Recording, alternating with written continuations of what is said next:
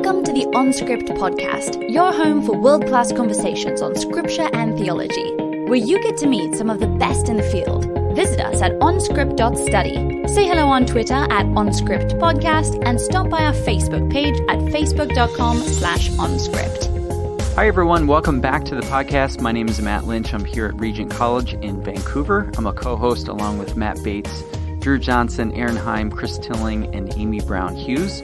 Thanks so much for listening today. I want to say a special thanks to all of you who give regularly to OnScript. It's a huge help to keeping this operation going. If you'd like to be a supporter of OnScript, just $2 or $5 a month, whatever you can manage, we'd really appreciate it. If you could go to onscript.study/donate, there's information there for doing that. Thanks also to those of you who have shared the word about OnScript through any means that you have to do that, whether it be through the podcast app that you're listening to or on iTunes. All of that goes a long way toward helping other people discover the show. So we've got a great episode for you here and hope you enjoy it.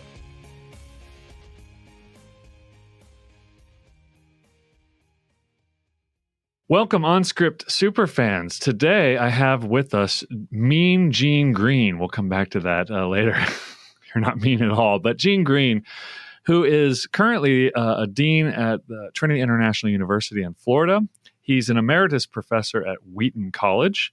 And before that, he spent 13 years teaching in Latin America, both Costa Rica and where was the other location, Gene? Dominican Republic. We were in Santo Domingo. So you really know Spanish in all of its flavors, because Dominican Spanish is a whole other thing. He's published commentary on 1st and 2nd Thessalonians. He's helped in the translation for the Common English Bible. And today we're going to be talking about his most recent book, Vox Petri, A Theology of Peter. And I want to start by saying I remember the very moments.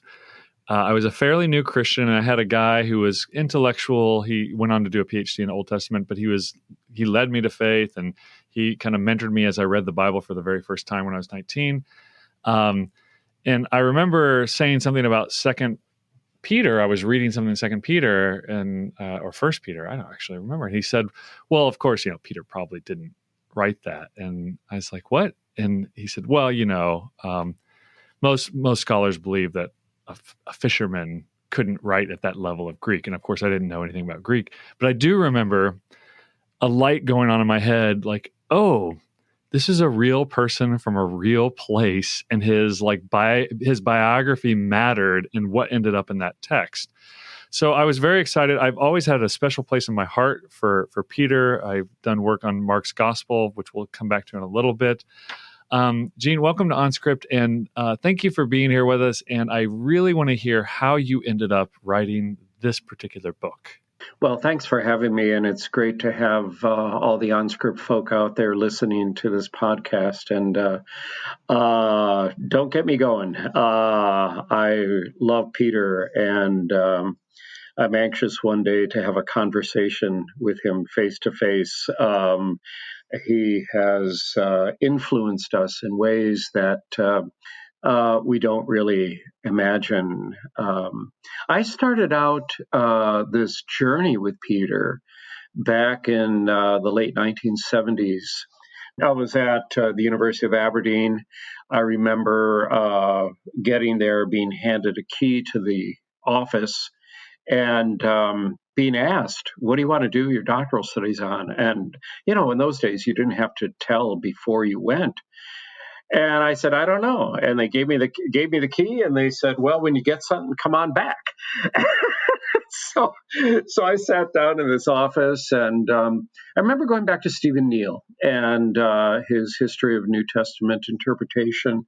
It was before the Tom Wright revision, and he mentioned that 1st Peter was a place where there hadn't been sufficient work. And it was about that time that John Hall Elliott, came out with his JBL article on 1 Peter, the rehabilitation of an exegetical stepchild. If you know anything about 1 Peter, you know that John Elliott has been just a champion of bringing back this book into scholarly discussion. So the love affair with Peter began many, many years ago as I did my doctoral dissertation on the relationship between theology and ethics in First Peter. And I taught on Peter. I wrote a Spanish commentary. I wrote a Spanish commentary in Spanish on Primero de Pedro y Segundo de Pedro, and then taught it over the years. And then Don Carson at Trinity invited me to write a book on the theology of Peter. And I go, oh my word, not just First Peter, but on Peter. And what a challenge that presented. It took about a year for me to say yes to that project because I knew the technical difficulties involved in trying to hear Peter because of the critical problems that surrounded the writings that were attributed to Peter. And then took me a year. I said yes. I started work on this. The Vox Petri took me about 15 years, not straight through, but sabbaticals and summers. And then it got to be too big for the new studies in biblical theology. And so I'm grateful that Michael Thompson at Cascade picked it up. It is a chunky book, isn't it? It's a little big, not quite a doorstopper. I was checking the page count. It's not quite 500 pages. Yeah, but you notice the size of the page is fairly large. And it is large, yes. Regular size print, and it's a large book, Yeah. So be patient as you work your way through it. But so it started a while ago. This has been a project in the making, and I've been convinced that, as I say in the beginning of the book, that Peter is really the lost boy of Christian theology. I really believe that.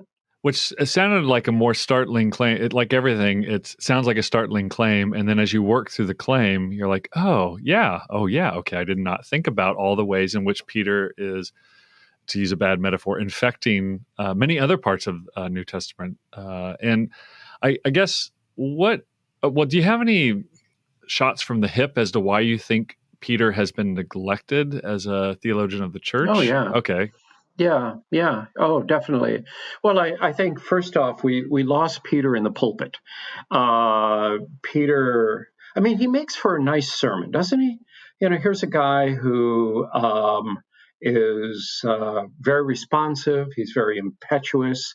But he has his weaknesses. He walks on the water and then he flips out. He begins to sink. He confesses Jesus as Christ and then rebukes Jesus when Jesus announces his crucifixion. He affirms that he's going to be faithful when everyone else forsakes the Lord. But then he fails. But then he's restored. Remember go tell my disciples in Peter at the end of Mark, and that tenderness. So we love him because he's the disciple of faith, but then he fails and then he's restored. But what happens in that, he becomes then kind of a paradigm for Christian discipleship rather than a theological figure. So we lose him in the pulpit as a theologian. We lost him in the Reformation. What happened? The Catholics, they get Peter, and then the Protestants, we get Paul. So I think, but that's the case, I think, for many Catholic scholars as well. Peter, as a theologian, is not all that central either there. But we lose him in the Reformation. We lost him definitely to critical scholarship. How do we hear Peter? Papias said that Peter's behind Mark, but and I know that for many years people said, we're not quite so sure about that. It was folk like Richard Bauckham, and Martin Hengel that began to say, well, maybe there's something to this Papias testimony. But is Mark the preaching of Peter, as Papias said, or is it not? What about the Petrine speeches in Acts? Were those just Lucan inventions, whoever Luke might be, or are they really accounts of Peter's preaching? Was First Peter written by Peter?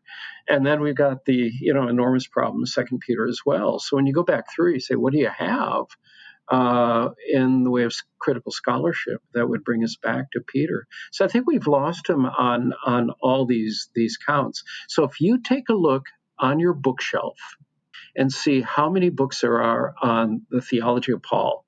I mean, they'll fill shelf after shelf, and there's more that keep coming out. But take a look for the number of books that you have on the theology of Peter. And there's almost nothing up there, just a few volumes. Recently, we've begun to see a bit of a revival in interest in Peter.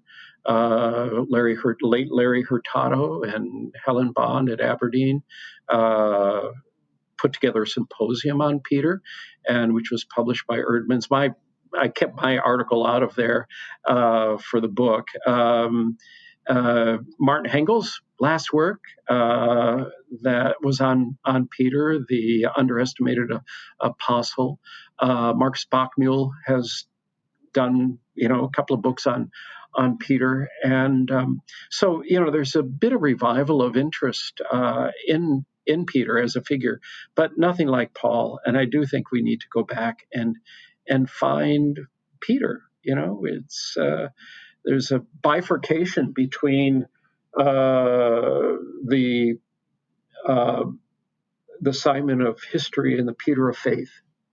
And just as we have in the Gospels, the bifurcation between the Jesus of history and the Christ of faith, can we find the historical Peter? And that's a big question that's on the table. And so you've actually, even in what you've given us so far, it seems that you've laid out a few different Peters that we're talking about. So we could even say there's the portrayed Peter in the Gospels. So like the ones that preach, all those little stories that preach really easily. There's the text of First Peter, the speech acts of Peter and Acts, and then there's actually the real guy who spoke and probably wrote things down and had a real influence. And you make a difference between the verba Petri versus the vox Petri. So what's the distinction there, and why is that important? Yeah. Well, I don't think that Peter comes to us unmediated. I think that what we have is Peter plus. I mean, there are other folk in the mix. If we are to believe Papias, which I think we should, Mark was Peter's translator, and he was a fairly faithful translator, but every translation is an interpretation. So he's handling the materials from Peter. Can we go to that Papias quote real quick? Sorry, just for people who aren't aware. Do you have it there? Yeah, that's great. I don't have it I don't have the page number marked. And I don't have it here either. But maybe you could just explain what the quote is. He basically says that Mark, as best he could, recorded the preaching of Peter, not necessarily in chronological order. Right. I'm looking for it. He said, that he recorded the Crea of Peter, and those were like the working notes. And then he said that Mark is not in order, as opposed to Matthew, which is in order. And when you begin to examine that language in relationship to literary composition and editing, it had to do with a final editing. If something is not in order, we're talking about a draft here. So it's quite true that Mark is not a fully finished product. I mean, any student of Greek will go to Mark and go, I'm thankful that we have Matthew, Luke that cleaned up the Greek here, and it is an inferior literary product, and Papias admits that. But there's something really raw, something very authentic about it, and so Papias points us back there to Mark as the translator. He talks about his translation philosophy, which points to a more literal translation, and then but recognizing that Mark is not fully complete. It's not polished.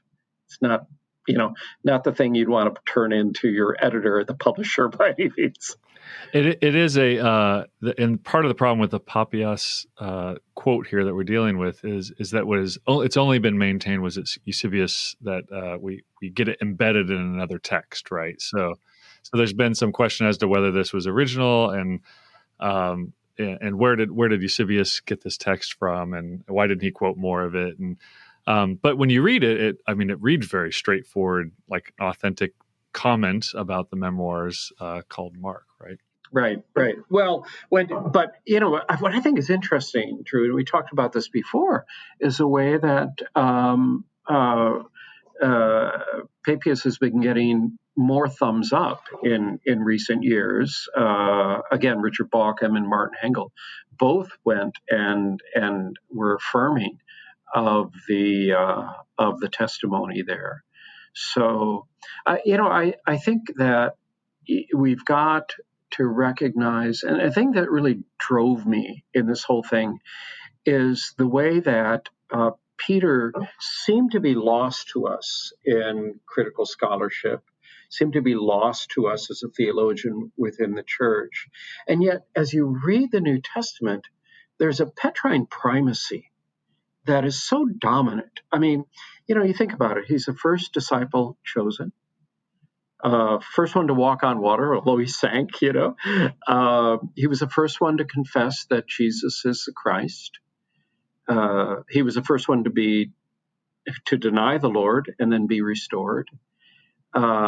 He's remembered as the first witness of the resurrection. Whatever we say about the women, and it still bothers me that the women aren't mentioned as the first witnesses, but he was remembered by the early church as the first witness. He was the first leader of the early church. He was the first one to confess that Jesus is the Christ. He was the first one to also open up the mission to the Gentiles and preach the gospel to the Gentiles. And then he was the first to talk about affirm Gentile inclusion without circumcision, without becoming proselytes. Right. So, which most of these are actually ironic statements. There's like a caveat, like he's the first to claim Jesus is the Christ and then get called Satan, right? Like exactly. He goes up on the mountain and says, not knowing what to say, he says, let us build, right? So, but that's why we love him as well. That's why we love him. But you see, there's something about that creative impulse that this guy's got, and he gets it. He gets it. And it might not be that he gets it perfectly. I mean, I think that the incident in Galatians 2 in Antioch shows that sometimes Peter didn't get all the implications, but that's not to say that he wasn't a knockdown good theologian. He got it, and the reason that Paul makes a point of taking down Peter at Antioch was just to say, I've got the real gospel. And by the way, Peter gave me the right hand of fellowship. And when Peter wasn't living accordingly, I took him down publicly. Well, in one sense, he's using Peter as the foil, and it's no less a figure than Peter I was able to rebuke. And so it elevates Peter in the end of the day. Now, Theme Perkins, in her wonderful book on Peter, makes a point that if during the early second century, if you wanted to support the gospel against heresy, you'd appeal to Peter.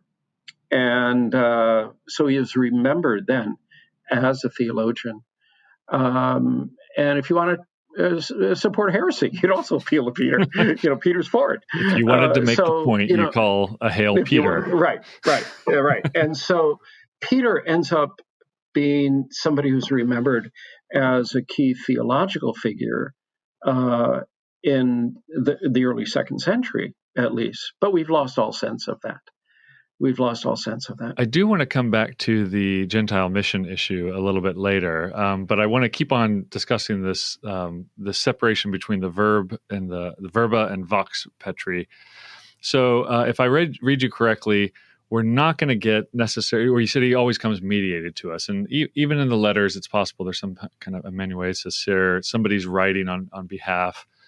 that we're being presented the view of Peter in some way. I guess, is there any other person we do this with where we say, like, look, we don't have their words, but we have them, we have their voice, we have their, in fact, it's the kind of not identical various testimonies of the person that somehow, like when police officers, when they pull a car of kids over, like when I was a young punk, they pull us over, they'd separate us out instantly. I ran the streets a little more than I should have when I was a kid. And, they'd immediately separate us to get our various stories separate from one another. And of course, if they were identical, then they get really suspicious, right? But it's because they were unique and overlapping enough. So I wonder if it's this varied voices or varied depictions of Peter and hearings from Peter that actually strengthen the case for the voice of Peter in the New Testament. Yeah, I would say so. And as you take a look at the book, Vox Petri, I deal a lot with the question of how do we get back to Peter. And I've kind of jumped the rail and of historical critical methodology and gone back to the epistemological category of testimony, taking a look at contemporary epistemologists like Cody and Jennifer Lackey, but then also going back to ancient discussions about testimony. And, we need to recognize that the ancients weren't simply playing loose with testimony. I mean, they did use written sources, they used verbal sources. They believed that being eyewitness and being present was important. So, the line between historian and journalist that we try to separate, they held together. But, there was a lot of critique of those that didn't give faithful testimony in historiography and who played loose with the facts. So, you've got that whole stream in there. But the thing about testimony that I found fascinating was the way it was coupled with discussions about rhetoric. And, it's not just about what occurred, what was said, but about an audience awareness that you had to speak to. So as soon as you introduce the rhetoric, then you'd expect some variation of how this testimony is then presented because you're audience conscious. So, for example, there are a lot of folk who would want to say, well, Acts, not a faithful recording or reporting in any way, shape, or form of the speeches of Peter or Paul because they sound so similar. And I want to turn around and say, well, we'd expect them to sound similar, given testimony that the author of Luke Acts is trying to make a point. And obviously, he's bringing together this common voice to these two key figures in early Christianity. So, there's always some shaping that's going on. And I wish we could tease it all out. And I don't think we can. We have the Vox Petri, the voice of Peter, but not necessarily the ipsissima verba of Peter. Right. But we can hear him. I mean, he's there. Yeah, I think as I got further into your book, it became more and more clear that there is something consonant. Even as you get into First Peter and look at things like the speeches in Acts, where in the Hebrew Bible is Peter, or his scriptures, we would say, where is he going as his source book for thinking in the first letter and also in the speech Acts? You can already see some overlap there. However, there is this big dark cloud hanging over this whole discussion, which is Second Peter. So what do we do with Second Peter? And I mean, what do you do with it? What do we do with Second Peter? What do we do with it? Well, as you know, I wrote the Becknet commentary on Jude and Second Peter. And when I was writing that, I left the discussion of the authorship of Second Peter to the very last, and I wanted to, be very, very careful and very nuanced about that, and recognizing, that this was an open question, early on in the church. It was a disputed book. And so I'm cautious about saying off of their heads to somebody that has concerns about the authorship of Second Peter. I mean, the language is very, very different than First Peter, and we can account for, I think, some of that through the role of the amanuensis. Randy Richards, has alerted us to how what kind of editorial work an amanuensis could do.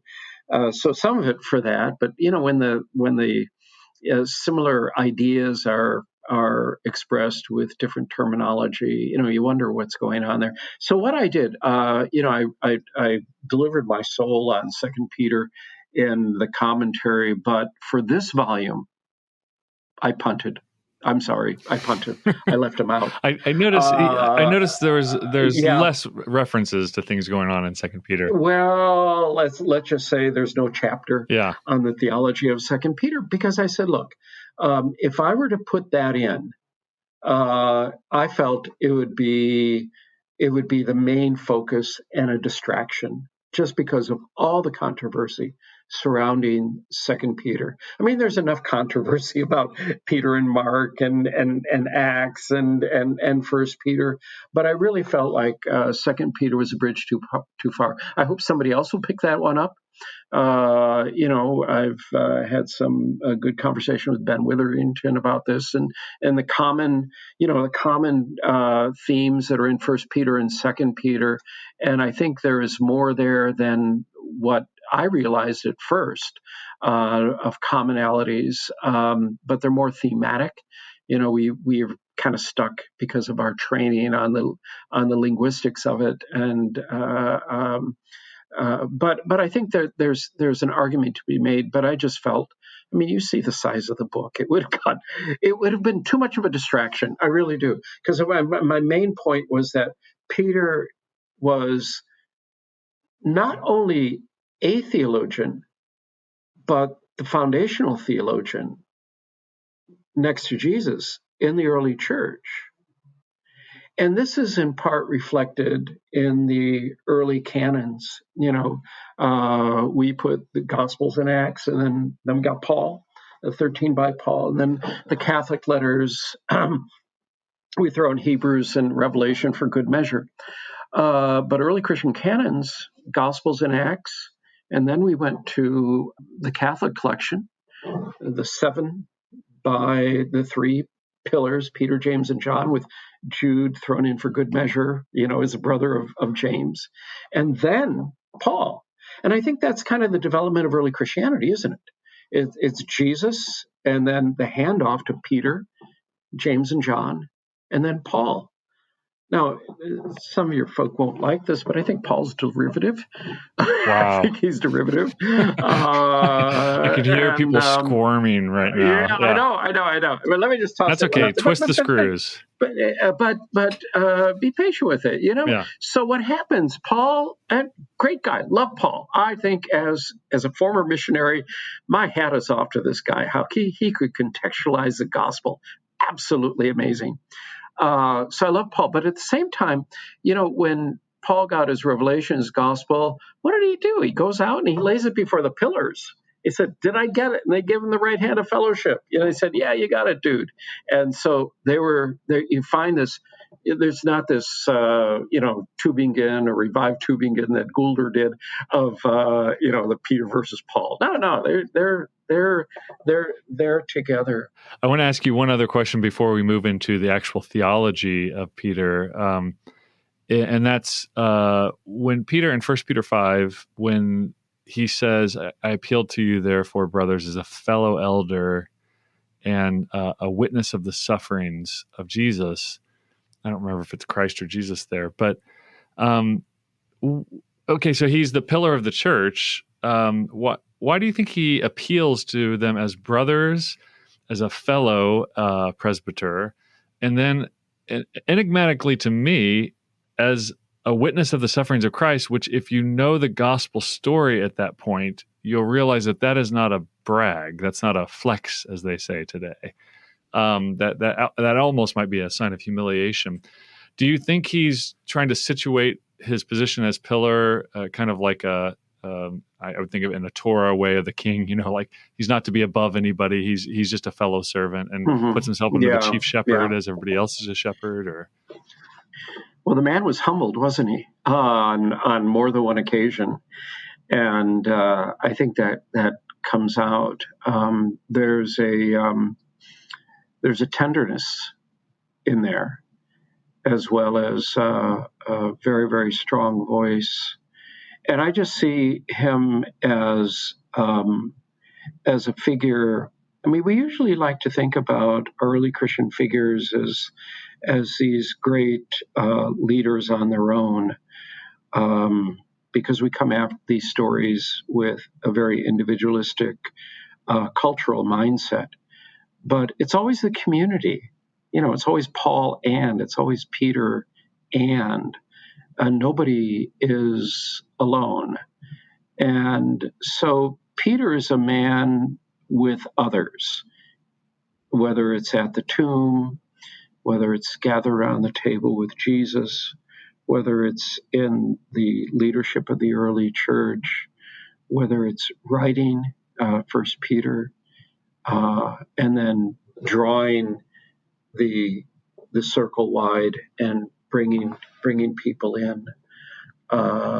He's more collectivist, isn't he? And humble. I think he exhibits that virtue.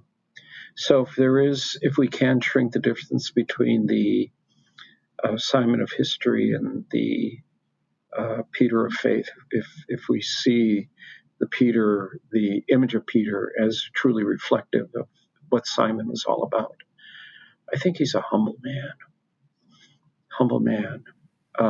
Yeah. So that leads me to a little bit more into how you're examining the text, which is essentially the back 2/3 of the book. Do you see a difference between Mark's Peter and the epistolary Peter? Do you see like two different voices that need to be kind of Venn diagram overlapped, or do you just see it as one voice that pours forth? Yeah. One of the things that I was doing in the writing Vox Petri was going through every one of the witnesses after, looking at whether we could really say, Peter is behind this, Mark, or the speeches in Acts or First Peter.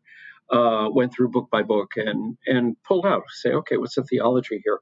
And I'll be honest with you, Drew, as a scholar that sometimes you're off on a road and you really don't know where it's going to go.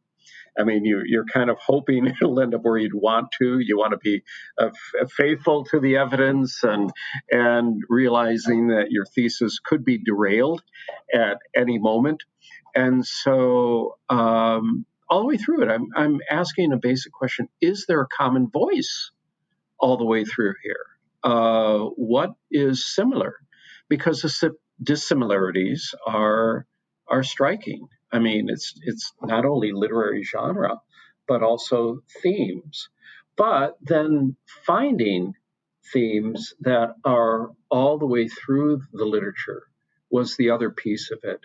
So I think that's why I say it's kind of both and. There are distinctives in each piece of literature, and yet there is common voice. So, for example, I love the work that Ricky Watts did. I was going to ask you about this. On the New Exodus and Mark.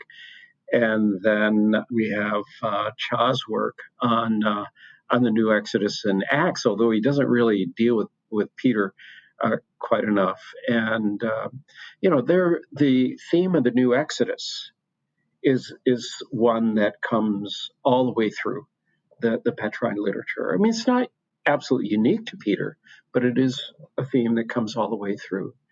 One of the themes is, one of the central themes of our faith is the atoning death of Christ, Mark 10:45, the Son of Man did not come to be served, but to serve and give his life as a ransom for many.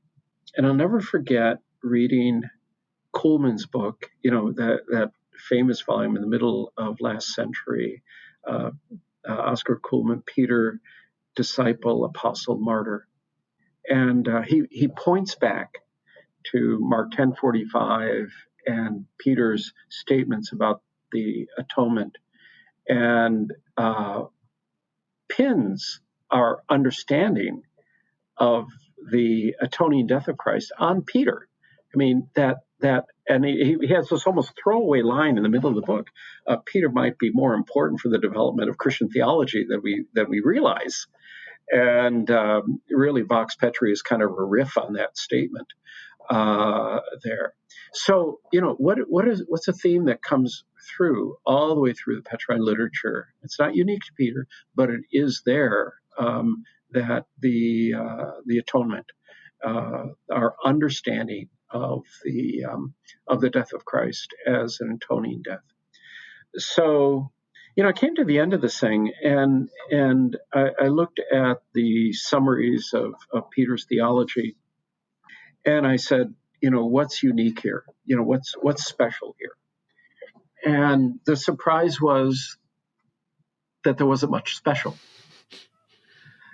I've heard you say in another interview that a reviewer might have even said, like, this doesn't seem, maybe they were talking about something else, but this doesn't seem so unique, right?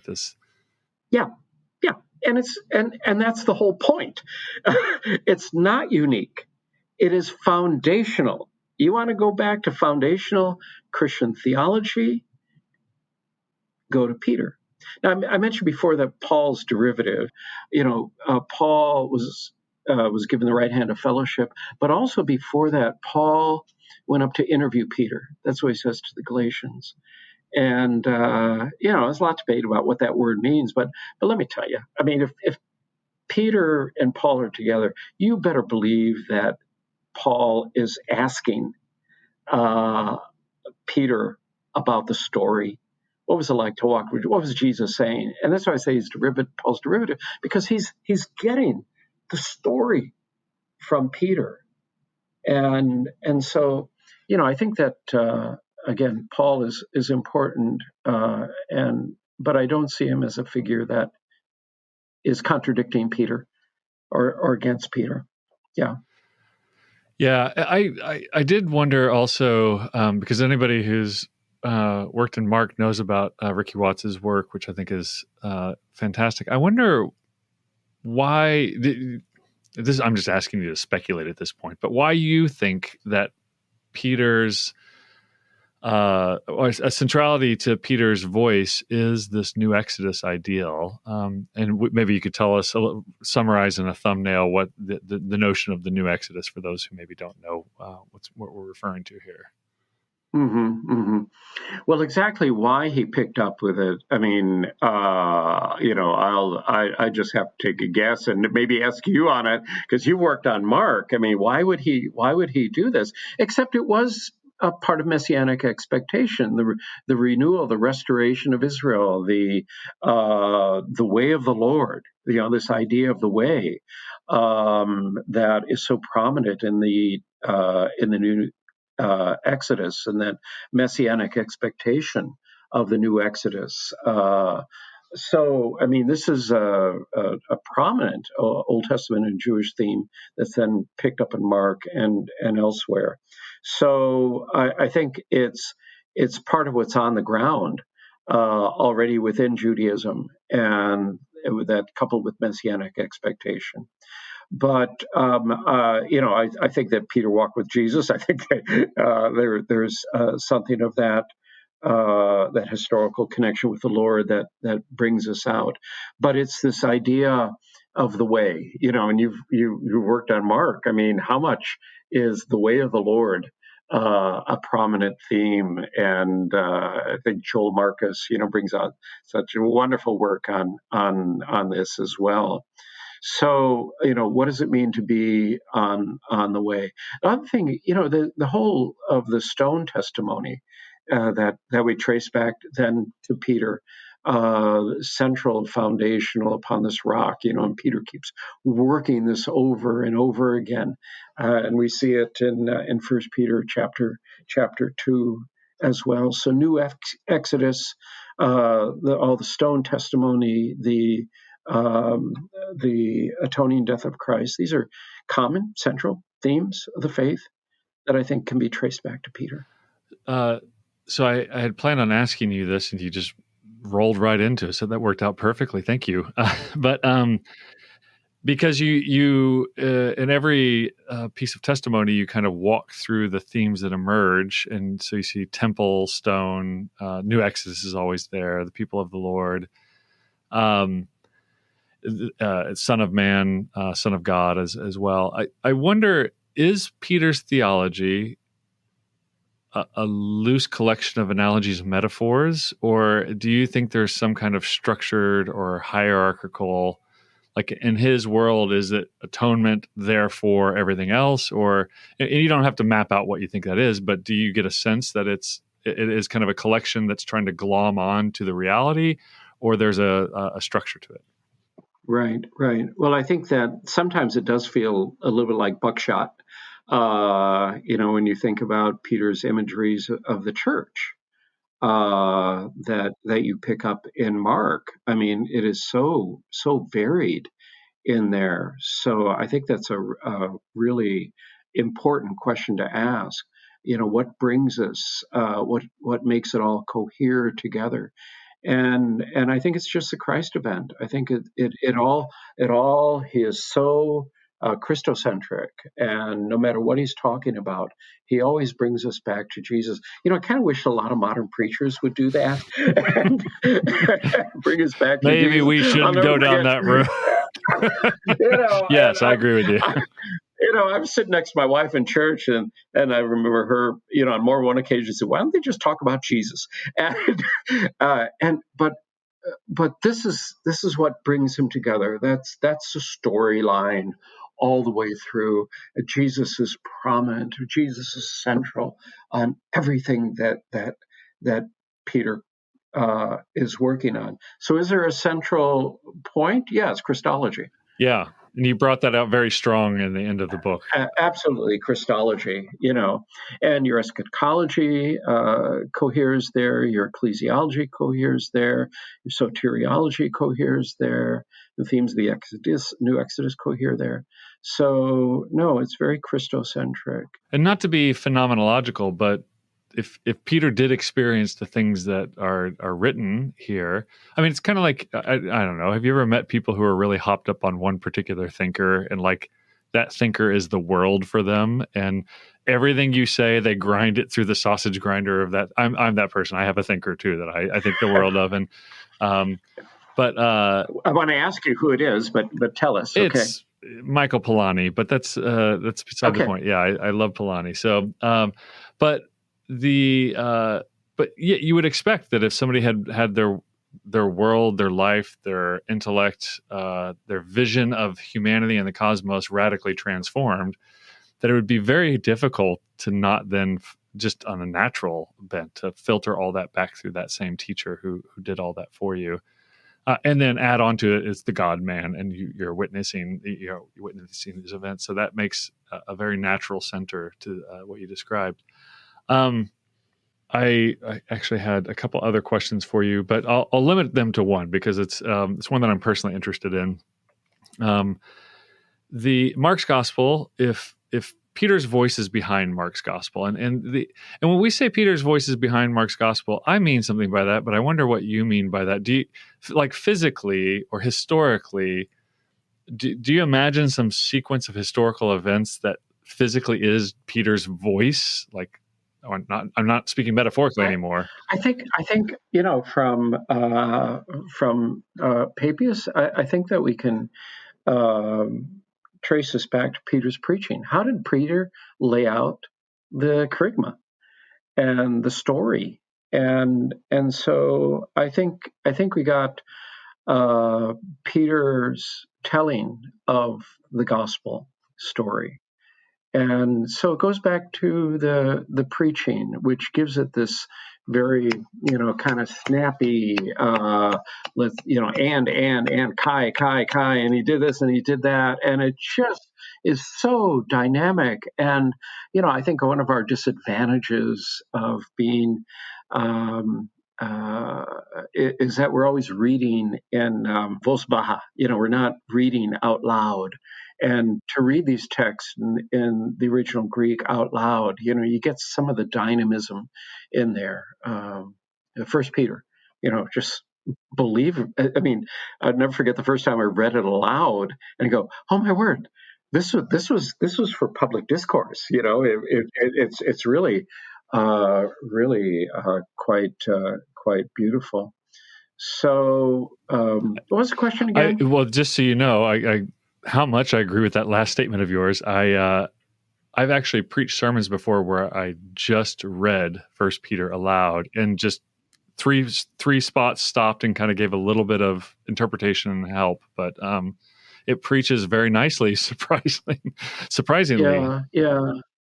So I do think it gets. To go back to the question, I do think that Mark gets back to Peter himself, and what his preaching was. But Mark is being a fairly faithful translator, and there is also translation, which is always an editorial process.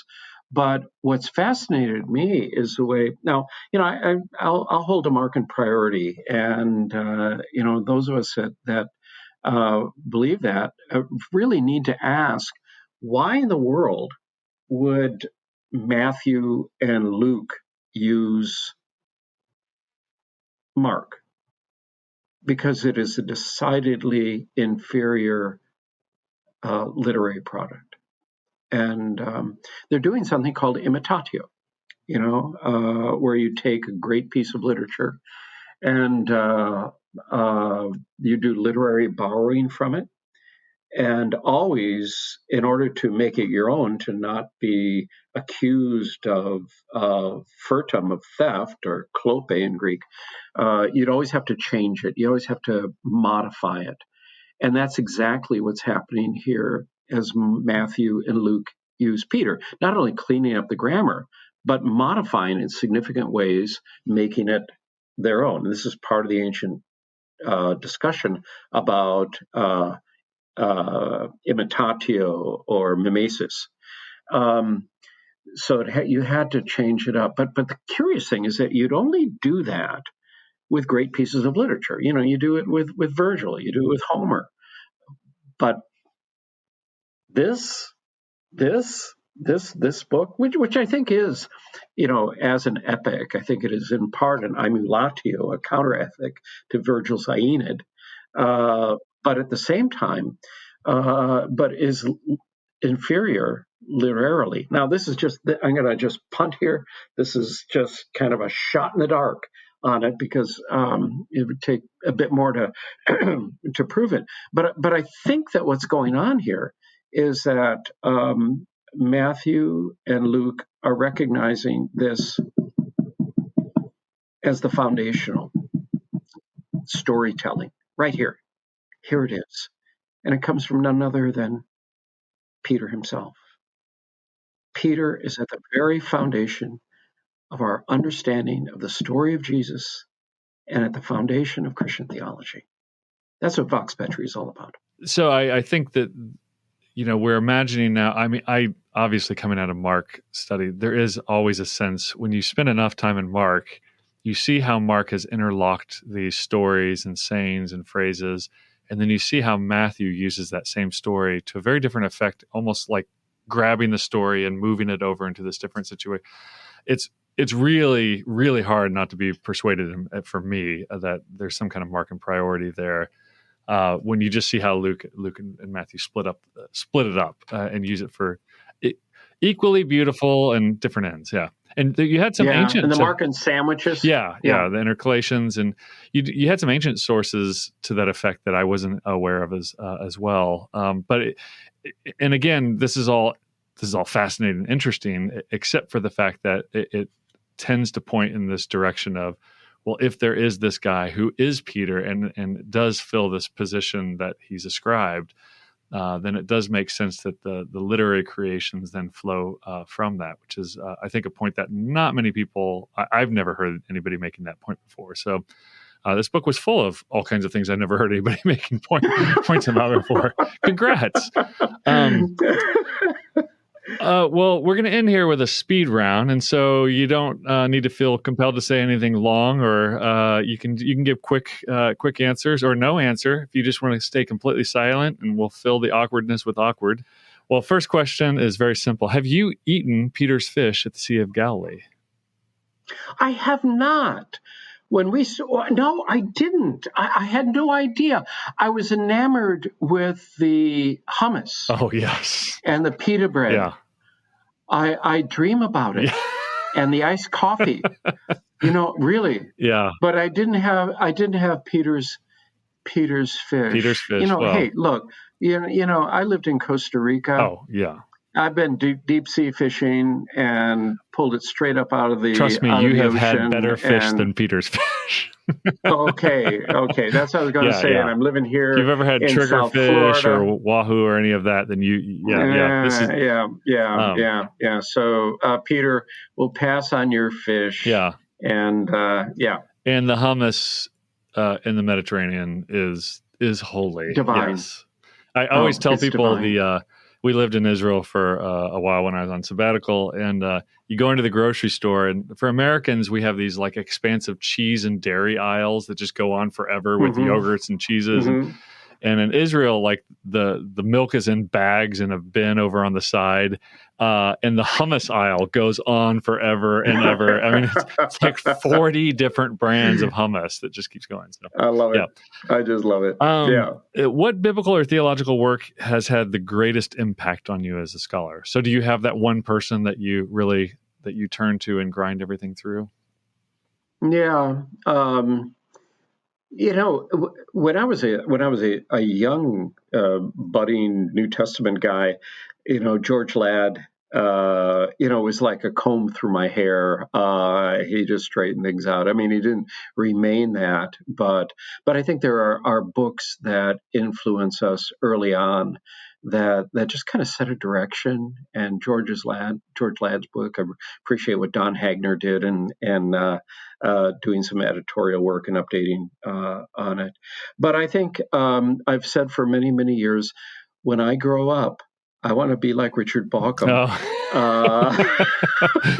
Yeah. And for my money, Richard Bauckham is just princely. Yeah. I think everyone should read, Jesus and the Eyewitnesses. Once a year. They really, it's just so good. And he was one that helped me work, into this idea of testimony in his last chapter of the book, and he's gone through revision on it. I really appreciate the warm endorsement that Richard gave for Vox Petri. And he just does, so much.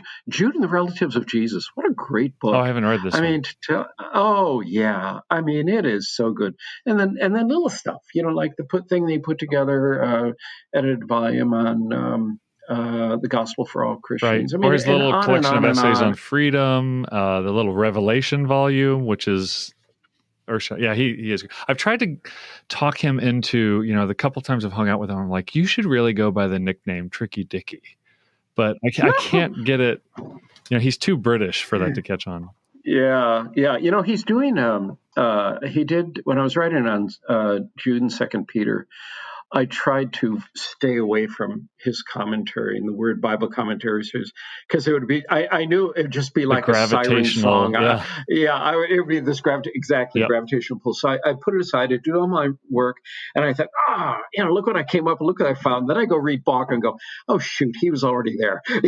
So he did just such a wonderful job. And he's doing a revision from what I understand of that. I haven't heard any recent notices about last time I talked to him. He said health issues. Yeah, he's had some health issues. He was really big into, I said, hey, Richard, what do you think the next, I don't know him that well. I've only hung out with him a couple times, but I said, what do you think the next thing is in New Testament studies? He said, I think it's archaeology. So he was really big in the Magdala excavations, and he's published something on that. But hopefully somebody will take him up and follow his lead on that, because I think that's an area much needed. Okay. Yeah, I think so. What is your favorite? It can be comida Costa Riqueña or Dominican. What food, when you go to those places, do you look forward to eat? What is the hummus of Costa Rica or the Dominican Republic for you? Oh, there's no question. It's gallo pinto. And your accent's pretty good. Oh, yeah, I fake it until I can make it. Yeah, no, you do. You do good. Gallo pinto. Now, when you're in Costa Rica, you'll have black beans and rice for lunch. And then for dinner, you'll have rice and black beans. And then in the morning, you'll have gallo pinto. And gallo pinto is the black beans and rice from the day before. Do they mix it? All mixed. Oh, yeah. Yeah, they mix it up. Yeah. And, the breakfast, gallo pinto, huevo picado, kind of scrambled eggs, jugo de naranja, orange juice, fresh squeeze, pan tostado, a little baguette with butter on it, maybe a little papaya on the side, and just absolutely divine breakfast with wonderful Costa Rican coffee. Interesting. Kaijo, what's the word kaijo? I don't know this word. Gallo, like rooster. Oh, yeah. Like gallo. Okay. With the morning. Yeah. You have the accent. Yeah. Got it. Of course. They have a very similar. They have a national dish in Brazil, and they eat it the next day, and they put it in a blender and literally blend it, and they call it tutu, which is delicious as well. But it's a black bean based dish. Okay, what's one of the most memorable or awkward things you've had happen in the classroom? I'm sure you have a lot of them. You've been around for a while, so. Oh yeah. It was in Costa Rica, and I taught in Latin America for 13 years, and I was in the classroom in Seminario Cepa in San Jose. And we were going through the Gospel of Matthew, where Jesus in the Sermon on the Mount says, you're the salt of the earth. And I proclaimed, I said, hermanos y hermanas, brothers and sisters, somos sal en la tierra. We're salt in the earth.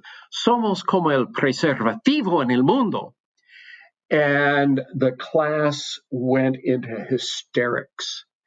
And I'm going, ¿Qué dije? What did I say? ¿Qué dije? And I could not figure it out. Well, somebody came over and whispered to me that I used the word preservativo, which is a condom. Ah. It's like embarazada. Oh, yeah. Embarazada, which means pregnant and not embarrassed. Yeah. So, that was it. That was better than I was hoping for, I'll tell you.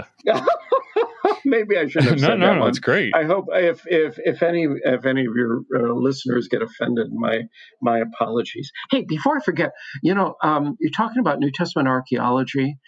Here's a guy to watch, and his name is Jordan Ryan. Watch for him.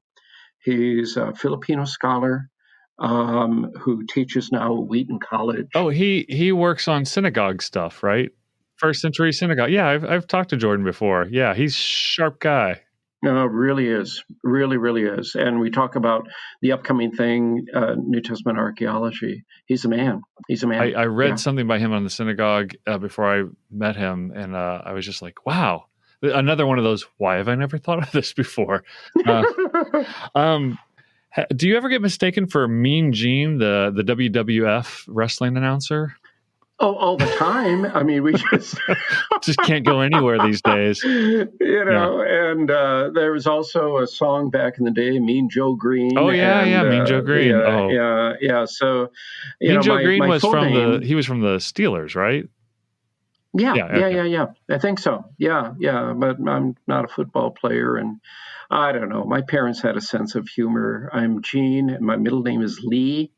And last name is Green, so I'm now a dean. So I'm Dean Gene Lee Green, and that is awesome.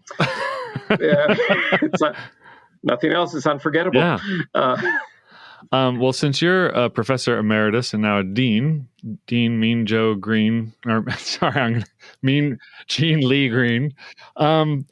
Last question, and it's a simple one.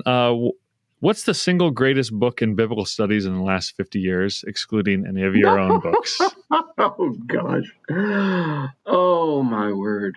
We put this question to everybody, so. Yeah. And no punting, because I notice you like to punt. Yeah. Now I'm gonna say something that's a little bit different, and on this one, I know what the expectations are. I mean, we know the names of the great ones. You think about all the work that Tom Wright has done, and we think about Bauckham, and we think about we've got just this wonderful cadre of greats that are doing biblical and theological studies. I cut my teeth, with folk like Fred Bruce, F.F. Bruce, and Howard Marshall, and I always envied those who studied with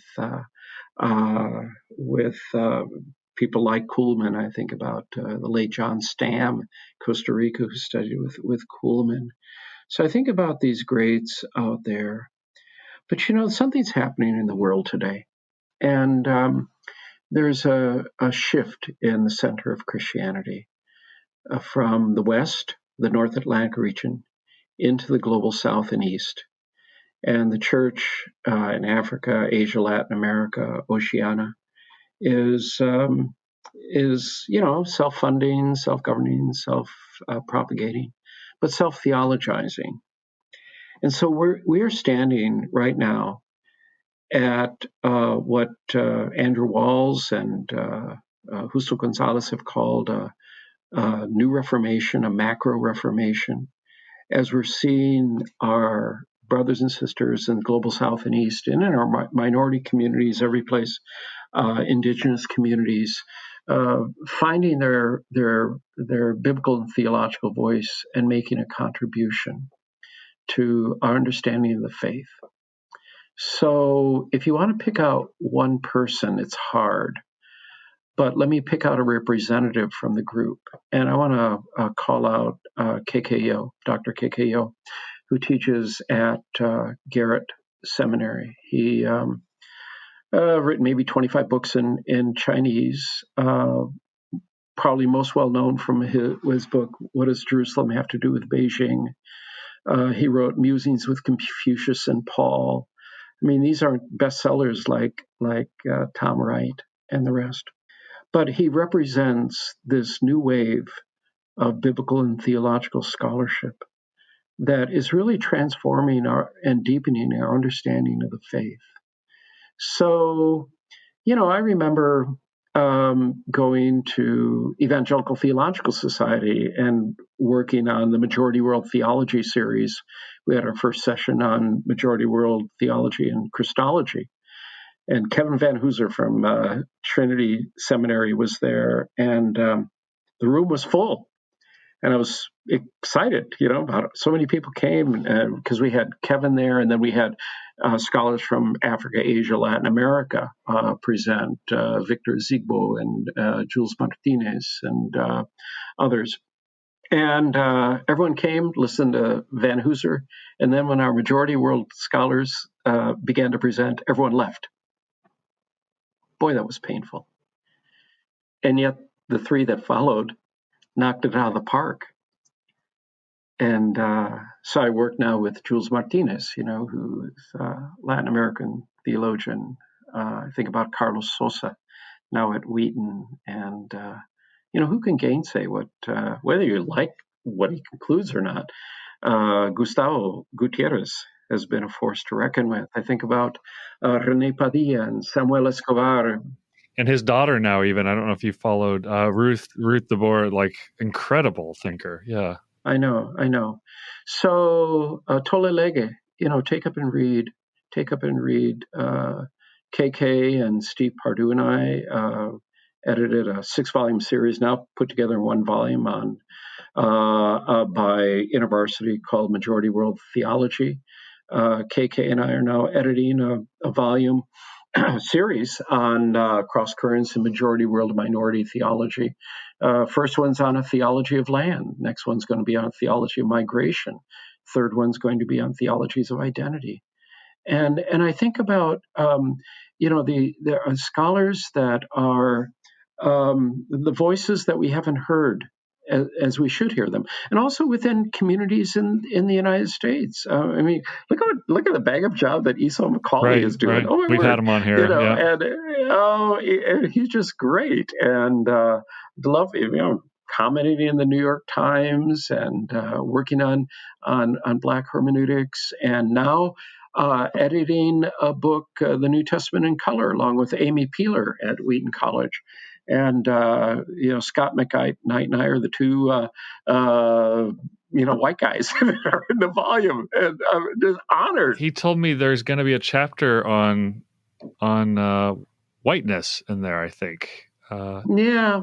And anyways, I think that's so great to hear. And I think you're right. And I feel like if I get a good read on younger biblical scholars, I think everybody feels like we're ready, like we're finally ready to shut up and start listening, quite honestly. And I think I had the benefit of seminary professors who had spent time in the majority world and always brought those resources into the classroom. And so we were reading Kwame Bediako and Renee Padilla and in the 1990s, which seemed so cutting edge back then. But now I'm so deeply appreciative and how transformative it was. Yeah.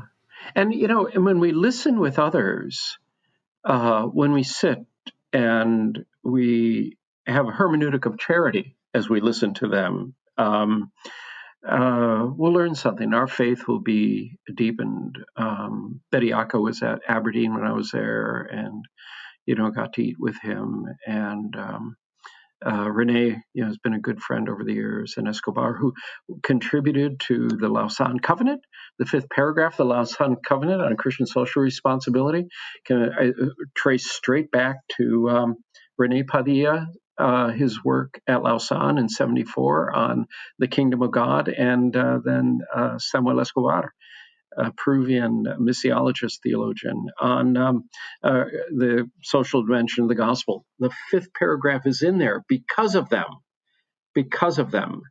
And I was talking to the late John Stott many years ago, and I was asking about Lausanne, and as particularly about the fifth paragraph. And he said that he had two versions of the Lausanne Covenant, one with and one without the fifth paragraph.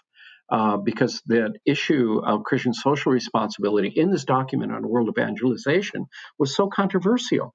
And there was a big debate at Lausanne about it. And he told me he didn't know which version, with or without, would get voted would get voted and get the thumbs up. Well, the delegates voted, and they voted for the version with the fifth paragraph on Christian social responsibility. And then I think it's in the 13th paragraph that they have a word about, the Universal Declaration of Human Rights. I mean, it's just amazing. Well, one of my students at Wheaton did some research on this, went to the archives and listened to the debate about that paragraph. And he came to find out that the delegates from the North Atlantic region, Europe, North America, rejected it. And it was the delegates from Africa, Asia, Latin America, Oceania that gave the thumbs up. So, all the current discussions about Christian social responsibility, thank the Latin Americans for this one. Thank our brothers and sisters in the majority world. They're influencing us already, even when we don't realize it, just as Peter influences us and is with us and is at the table all the time, even when we don't realize it. Yeah, at some point we need to make room for that Southwest Asian theologian from the first century named Peter. Thank you very much, Gene. Thank you very much for this book and this time and your wisdom. Well, it's been great being with you and our whole group out there. God bless you. You've been listening to On Script, delectable conversations on scripture and theology. If this episode has brought you inner peace or lit your biblical fire, please consider a small donation of just $2 or $5 per month. Information on how to donate can be found at onscript.study/donate.